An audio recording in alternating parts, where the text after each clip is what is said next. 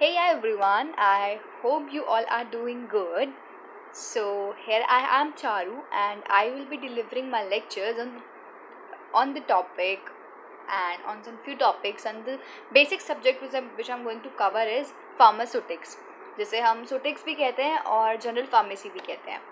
तो before discussing about कि syllabus में क्या है या क्या हम पढ़ने वाले हैं, हम पहले ये डिस्कस करते हैं कि फार्मास्यूटिक्स एक्चुअली होता क्या है. तो फार्मास्यूटिक्स हम क्यों डिस्कस कर रहे हैं? बिकॉज हम जिस सब्जेक्ट के बारे में पढ़ रहे हैं वो बी फार्मा का फर्स्ट सेमेस्टर का सब्जेक्ट है, ठीक है.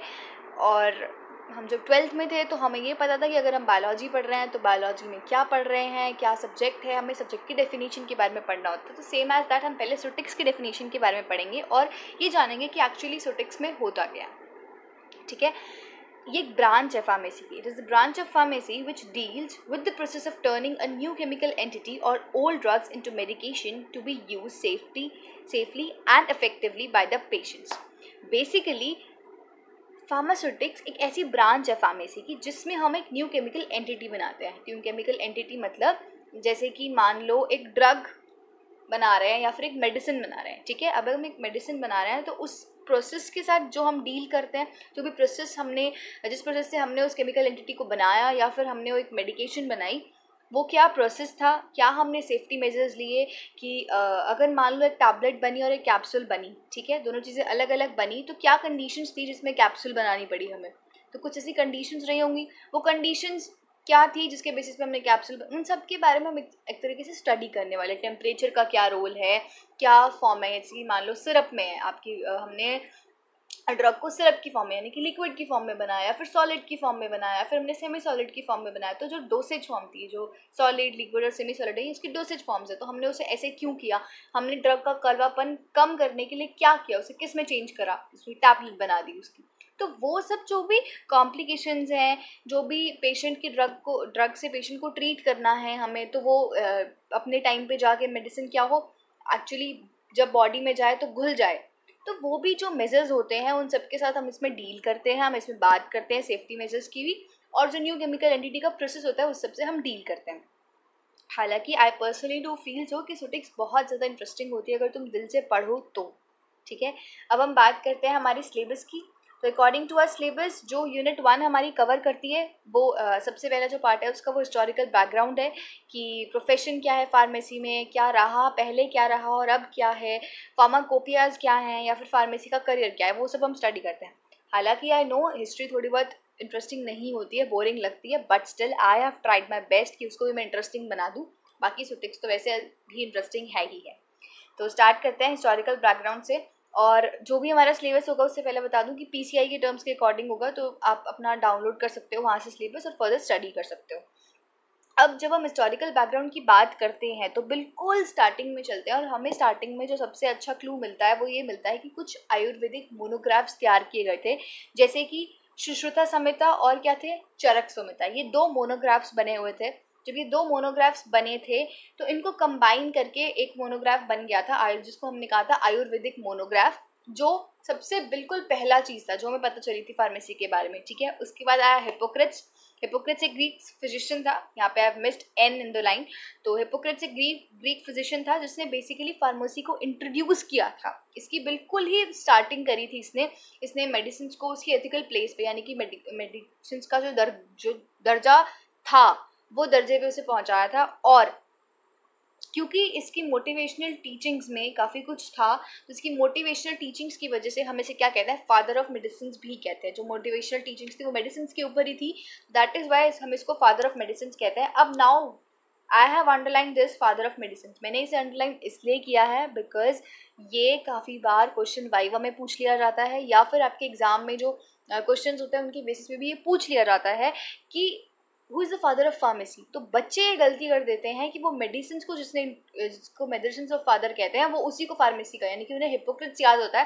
बिकॉज स्टार्टिंग में क्या होता है, बच्चों का इंटरेस्ट भी ज़्यादा होता है तो बच्चे ध्यान से पढ़ते हैं, तो इस वजह से क्या होता है वो बस उनको हिपोक्रेट्स याद होता है, वो हिपोक्रेट्स लिख देता है. Even I did this mistake, मतलब seriously I did this mistake, मैंने खुद भी करी थी ये, मैं नहीं चाहती आप लोग करो.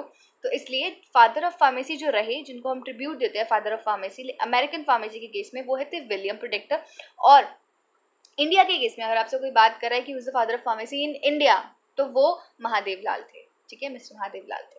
यहाँ बात खत्म होती है। अब हम और डिसऑर्डर्स की बात करते हैं। ये क्या था, ये एक ग्रीक बॉटनिस्ट था, ठीक है, जिसने क्या किया था, बेसिकली बायोलॉजी को यूज किया था किसके अंदर, साइंस ऑफ फार्मेसी के अंदर, ठीक है। उसने बायोलॉजी, बॉटनिस्ट था तो ऑब्वियसली बायोलॉजी को यूज किया था, बट ये जो बायोलॉजिकल ब्रांच थी इसको फर्दर हमने फार्माकोग्नोसी बना दिया था। This is not actually pharmacy, तो इस ब्रांच को हमने अलग से कैटेगराइज कर दिया था। एंड दिस इज नॉट, मतलब फार्मेसी की एक ब्रांच तो है बट सुटिक्स नहीं है, sorry I miss this, pharmacy की एक ब्रांच तो है बट सुटिक्स नहीं है, तो ठीक है, इसको हमने एक अलग ब्रांच में क्लैरिफाई कर दिया था, ठीक है। अब हम बात करते हैं इंडिया की हिस्ट्री के बारे में। नाउ दिस इज इंटरेस्टिंग, थोड़ा बहुत ट्विस्ट भी है स्टोरी में, मैंने काफ़ी ट्विस्टेड सी स्टोरी बनाई है जिससे आसानी भी हो जाए आप लोगों को याद करने में। तो इंडिया की काफ़ी लॉन्ग हिस्ट्री रही थी, किसके बेसिस पे, जो भी ड्रग्स बनी थी या जो भी मेडिसिन बनी थी उनकी काफ़ी लॉन्ग हिस्ट्री रही थी। कब, जब इनके जो मेडिसिन बनती थी उनके सोर्सेज क्या थे, ऑयल्स थे, मिनरल्स थे, वेजिटेबल्स थी या फिर एनिमल्स थे, ठीक है। तो इनिशियली जो क्या हुआ कि जो हमारे ड्रग्स वगैरह बनती थी, जो मेडिसिन बनती थी, वो सब इम्पोर्ट होती थी कहाँ से, यूरोप से। ये तो बिल्कुल स्टार्टिंग की बात है। फिर धीरे धीरे क्या होने लगा, कुछ कुछ ड्रग्स जो थी हमारे यहाँ मैन्युफैक्चर होने लगी, यानी कि हमारी अपनी कंट्री में मैन्युफैक्चर, यानी कि इंडिया में मैन्युफैक्चर होने लगी। कब, ईयर कौन सा था, 1901 था वो।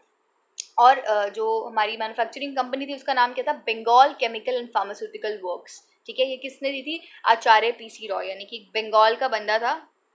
उसने क्या किया था, उसने ये कुछ कुछ ड्रग्स को मैन्युफैक्चर करने की जो मैन्युफैक्चरिंग कंपनी स्टार्ट करी थी वो इसके द्वारा चल रही थी और इसने स्टार्ट किया था। तो इनिशियली क्या था, यूरोप से आते थे, फिर धीरे धीरे हमारे लोगों ने सोचा कि हम क्यों ना हम ही शुरू कर दें वो, तो ये बात हुई। अब बात आ गई थी वर्ल्ड वॉर की। अब जब वर्ल्ड वॉर आया तो वर्ल्ड वॉर के टाइम पे क्या हुआ, इम्पोर्ट्स ऑफ ड्रग को रेस्ट्रिक्ट कर दिया गया। लेकिन ट्विस्ट क्या था कि जब वर्ल्ड वॉर खत्म हुआ तो ड्रग्स का ट्रांसफर रिज्यूम कर दिया, यानी कि ड्रग्स अभी भी फिर इम्पोर्ट होने लग गए थे, ठीक है। अब इस टाइम तक क्या हुआ, अब ये तो चलो ठीक है, ये तो बात हो गई नॉर्मल। अब बिना लफड़े के तो कोई चीज़ एंड नहीं होती ना, तो सेम एज दैट क्या हुआ, इस टाइम तक कोई रिस्ट्रिक्शन नहीं थी किसकी, ड्रग की क्वालिटी पे, ठीक है। ड्रग की क्वालिटी पे ऐसा कोई रिस्ट्रिक्शन नहीं थी, तो मैन्युफैक्चरर्स क्या करने लगे, इसके एडवांटेज लेने लगे। उन्होंने क्या करना शुरू कर दिया, उन्होंने ड्रग्स की क्वालिटी को इन्फीरियर, यानी कि वो प्राइस तो वही था ड्रग का जो नॉर्मल ड्रग, लेकिन उन्होंने क्या करना शुरू कर दिया, जो खराब पत्ते थे, बेसिकली प्लांट्स वगैरह से जो भी चीज़ आती थी, जो भी यूज, मतलब जो भी किया जाता था कि नहीं इसे साइड रख के आप इसे यूज़ मत करो, आप अच्छी क्वालिटी की चीज़ें बनाओ, अच्छी क्वालिटी की ड्रग्स बनाओ, तो वो लोग नहीं करते थे, वो लोग उसे भी यूज़ कर लेते थे और उससे वो फर्दर प्रॉफिट कमाते थे। ड्रग्स को सोल्ड किया जाता था उन पर्सन के साथ जो अनक्वालिफाइड है, जिन्हें एक्चुअली पता ही नहीं है कि वो किस चीज़ की ड्रग है, वो भी उसे सेल कर रहे हैं, अपने प्राइस पे सेल कर रहे हैं, अपने तरीके से सेल कर रहे हैं, विच वॉज रॉन्ग। इसको देखते देखते क्या हुआ, कुछ लॉज आए हमारे पास, ओपीएम एक्ट था या फिर पॉइजन एक्ट था, ये कुछ लॉज आए। लेकिन इससे अच्छा जो एक एक्ट आया था, यानी कि जो एक मेन एक्ट रहा हमारे उसमें कंट्री में, वो क्या था, ड्रग इन कॉस्मेटिक एक्ट। ये कब हुआ, कैसे हुआ, इसके जब ये आया तो इसकी स्टार्टिंग कैसे हुई कि कमिटीज़ बैठी इकट्ठे, कुछ कमिटीज़ बैठी, उन्होंने एक रिपोर्ट तैयार करी 1931 में, फिर उन्होंने कुछ बिल्स तैयार किए फाइनली, और फिर एट द एंड 1955 में क्या हुआ, इंडियन फार्माकोपिया आई, इंडियन फार्माकोपिया पब्लिश हुई। Now what is Indian pharmacopoeia, basically Indian pharmacopoeia वो बुक है जिसमें आपको स्पेसिफिकली एनालिसिस दिया जाता है, यानी कि आप ड्रग को चेक कर सकते हो कि ड्रग के अंदर इतना परसेंट ये है, इतना परसेंट ये, इतना परसेंट, उसकी क्वालिटी को मेंटेन करने के लिए ये फार्माकोपियाज आई थी। इंडियन फार्माकोपिया इंडिया में आई थी, ऐसे ही यूएस में यूनाइटेड स्टेट फार्माकोपिया आई थी, हर जगह अपनी अपनी फार्माकोपियाज आई थी। ये कुछ हिस्ट्री है हमारे इंडिया की, ठीक है। तो जब भी हमारे पास एक क्वेश्चन आ जाता है, ये क्वेश्चन बहुत बार पूछ लेते हैं, कई बार पूछ लेते हैं कि आपकी हिस्ट्री क्या रही थी, ताकि अगर क्योंकि आप फर्स्ट ईयर के बच्चे हो तो ये क्वेश्चन ऑटोमेटिकली आपसे पूछा जाता है, दिस इज़ वेरी इंपॉर्टेंट, तो पढ़ लेना इसको, ठीक है।